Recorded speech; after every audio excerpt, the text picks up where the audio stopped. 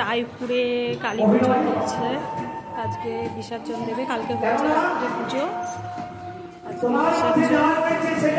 দেখুন আপনারা মায়ের ফটো।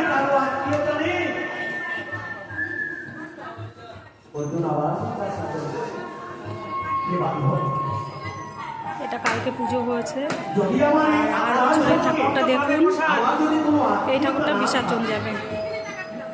এই যে এই ঠাকুরটা আজকে বিসর্জন যাবে। আর এই ঠাকুরটা কালকে রাত্রে আর কি পুজো হয়েছে। এটা থাকবে 1 বছর। আমাদের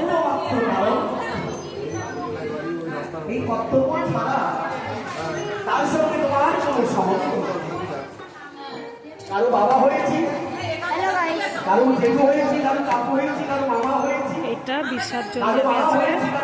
এটা 8 বছরের ঠাকুর। আর এটা কালকে পুজো হয়েছে।